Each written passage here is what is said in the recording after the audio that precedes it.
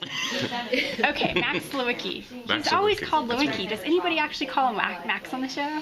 No, not so far. I think maybe his love interest in season 1, I think, and then he has some new interactions with some of the females in season 2. They call him Max, but like Dr. Pierce, straight Lewicki. It's Lewicki all the time. Dean Haley, Lewicki. So, yeah. Do you ever get confused and start to recognize that just as your regular name? You know what the funny thing is? In my personal life, I actually have had people call me Lewicki. I was actually at a bar one time, and the dude said, "Hey, Lewicki," and I looked around and I said, "No, he's talking to me." He's talking to me, and I was just like, "Wow, yeah, how you doing?" And he's like, "Oh man, I love you guys' show. I love your name." And it was so funny because when we started the first season, that was one thing me and Ken talked about. Should Max have a different name? Because he's African American and Lewicki's a Polish last name. But I had just an amazing experience earlier this year when I actually met an African American with a Polish last name, and I was like, "So it is legit." So I'm so happy we did not change my last name. Well, I'm it so rings a excited. bell. I mean, people just kind of like that name. It kind of sticks. It sticks. I mean, it very much so sticks, and it's just kind of. I mean, it breaks barriers. It's different. I just all around, just the whole gamut of it all. It looks different, sounds different. It's just a new perspective, and I love it. Well, tell us the story of how you got invited to be Lewicki and what drew you to the character. Well, the basic standard process, you audition. So I auditioned for the character of Max Lewicki in the year of 2010. And I mean, literally I just went through the process, got the call back, and then I had to go through the tedious testing session, 2 days of that, which, is pretty brutal, but thank God. You survived and won the role. I survived and I triumphed, and I'm so glad to be here. But being in this industry for 20 years now, I knew the process. I was very well experienced, so I never take that experience personal if you didn't get it. If I didn't get Max, I'm so ecstatic that I did get it. But if I didn't, you understand that, it's part of the game, it's part of the process. So I had enough training, before this role came around. But yeah, I went in there, did what I needed to do, knocked it out the park. And I'll never forget, too, I was in the car with a friend at the time when I got the call that I booked the part. And it was actually Eric and Ken called me. And when they called me, I didn't know. I was like, "Who's this number?" I'm like, "Well, I probably should pick up." And I said, "Hello." They're like, "Hey, Lewicki." I'm like, "Yeah." They're like, "You got the part." I'm like, "No, don't play games. Don't play games." They're like, "No, you got the part." I'm like, "Oh my gosh, thank you so much." So it was an awesome experience. Yeah, that phone call, it was really cool. But I mean, this show is such a blessing, and I kind of prophesied that we would be around for at least 5 years. I talk to Kelly about that all the time, but I have a strong feeling we're going to be around for some years because we get along so well, and the chemistry behind the scenes is, it's transparent on television because it's real off camera. Like we get along super well. We love each other's company. So I think when you see us as characters on the show, the way we, relate and get along, the chemistry, it's very genuine, because we do get along. Did they make you do a chemistry test of any kind with any of the other actors? When I did my testing session, I tested with Eric. Yeah. So he was my only test, and then I got the part, and then I ended up meeting Kelly and Rachel once we got to Canada, Toronto, Canada, when we did the pilot. Yeah. So does he get to... Do we get to know more about Max and Max's story? And also, does he get to...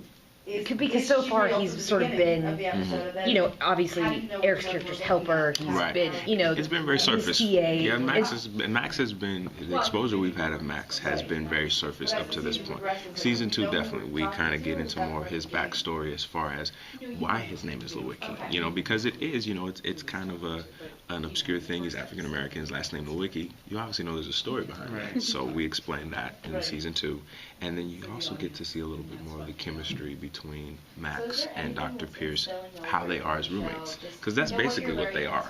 So you get to see a little bit of the quirks between them, what gets on their, on Max's nerves, what gets on Dr. Pierce's nerves, the little nuisances.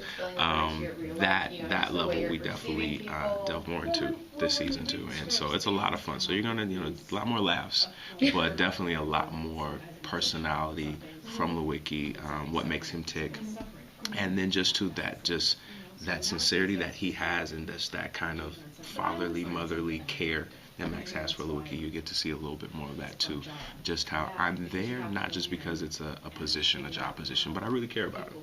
You know, I have his best interest at heart. So yeah, we definitely go a lot deeper with Max on season 2. How does it, because now that he has this relationship, you know, I mean, because Max was always aware that, you know, he sees people and things like that, and so he was aware of the Natalie situation, but now there's the real Natalie comes in, and they, you know, we just watched the first episode, so we know that they sleep together, and I love the reaction when he's like, high five. But how is it gonna play out? I mean, do you get to have interaction with her now that she's a real manifestation? Well, so far, I really, my character doesn't get much interaction with Caroline. More so my understanding of her is based on what Dr. Pierce reveals to me. Like in the first episode, you know, they ended up sleeping together, so I'm like high-fiving him on that. And obviously I'm supporting that relationship, but there's really not much interaction between Lewicki and Caroline at this point. Okay. No. It's just more so by mouth, you know, word of mouth, what he tells me, and me and definitely there's a level of support and encouragement I give him when it comes to his sex life. You know, like stay young, stay youthful. You know, go out there, have fun. You know, don't be such a dud at the house and chilling with me. You know, I'm going out. You should be going out too. So yeah. Does Loki weigh in on whether Daniel should be continuing his meds or not take his meds? In this season, oh gosh, we haven't touched heavily this season as much as we did second season as far as my stance if he should be taking his meds.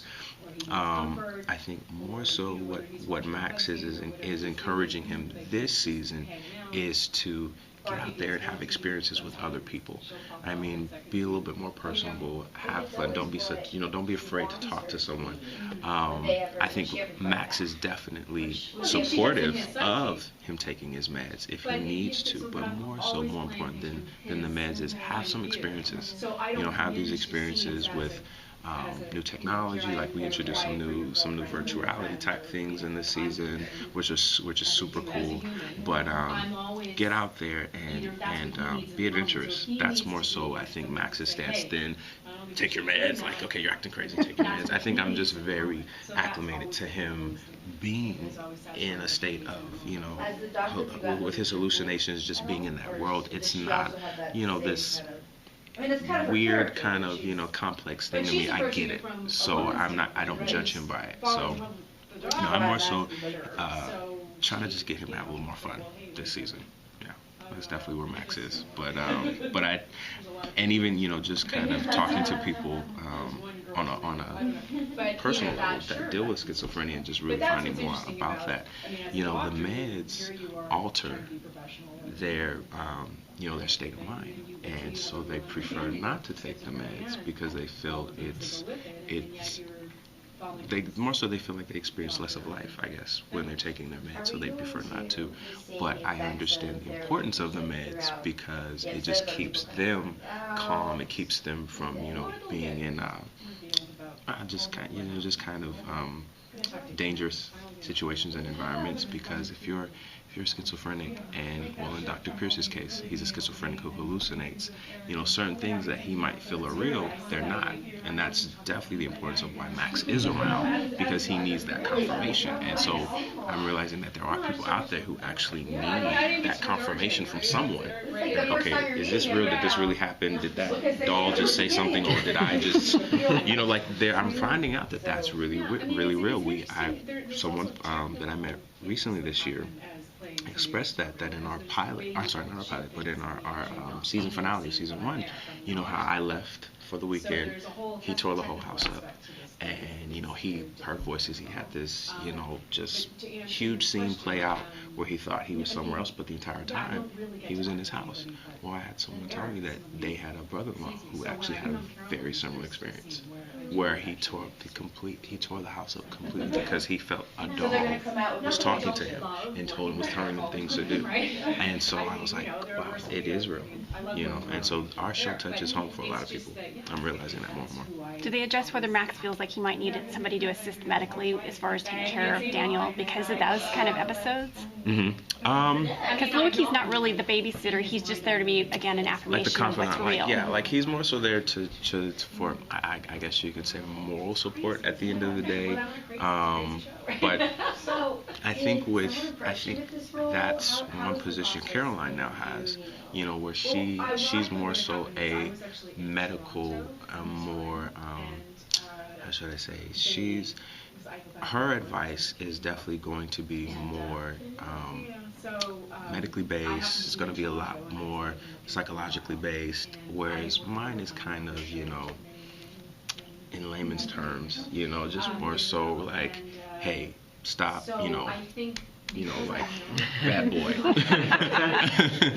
and a smack on the hand kind of response, straightforward, like, look, I'm not sugarcoating this. Whereas, Caroline's going to give more of a sugarcoated medical. You need to do this for the sake of this long-term effects, and that's goes along with what I said earlier. I think that's why Max does encourage that relationship, even though Max may not have that relationship personally with Caroline. He supports it because he understands. There's something she can give to him that my character just can't.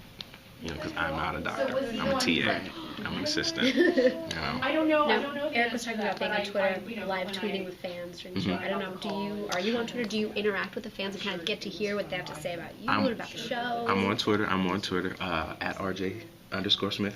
I do the Twitter thing now, and a couple episodes last year I was tweeting live with Eric. So how do you interact with the fans and hearing what they have to say immediately? You know what? I think it's very humbling. I think it's a cool experience.